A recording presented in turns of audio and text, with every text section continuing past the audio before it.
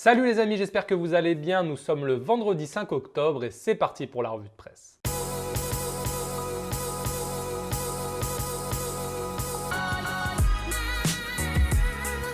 Et on commence cette édition par la soirée désolante des clubs français en Ligue Europa. Les Marseillais menaient 2-0 à Limassol face à l'Apollon et se sont fait rejoindre en fin de match avec une égalisation chypriote dans les arrêts de jeu. Les Marseillais ont donc concédé le match nul de partout. Une mauvaise opération puisque dans le même temps, Francfort a gagné 4-1 contre la Lazio.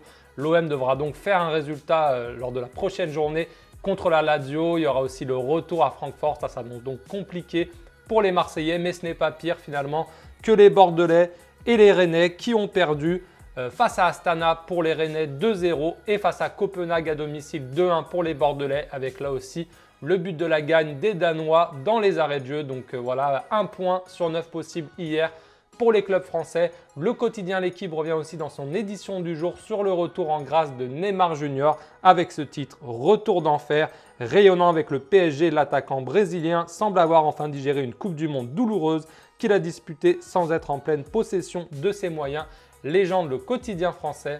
On file maintenant en Italie où la Gazzetta dello Sport met à l'honneur le Milan AC qui s'est imposé 3-1 hier soir face à l'Olympiakos. Les Milanais étaient menés 1-0 et ont marqué 3 buts dans les 20 dernières minutes. Un doublé de Patrick Cutrone, le jeune attaquant milanais, et un troisième but signé Gonzalo Higuaín.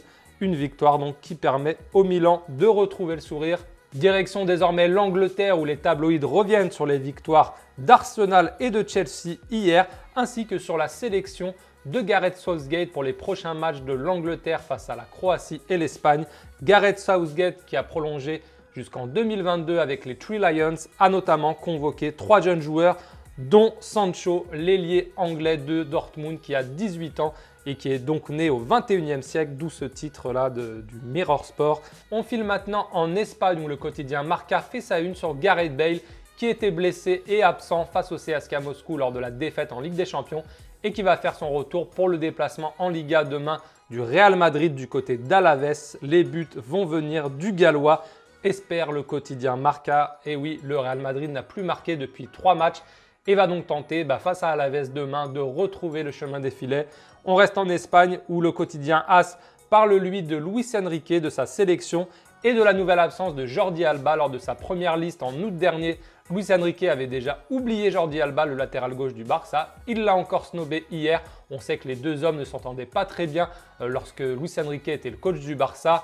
Il y a un an à peu près, Jordi Alba avait notamment déclaré qu'il était très content que ce soit Valverde le nouveau coach puisqu'avec Luis Enrique, il ne jouait pas tout le temps. Et là, visiblement, Luis Enrique a toujours une dent contre lui, même s'il a déclaré bien sûr que c'était une décision purement professionnelle, purement sportive.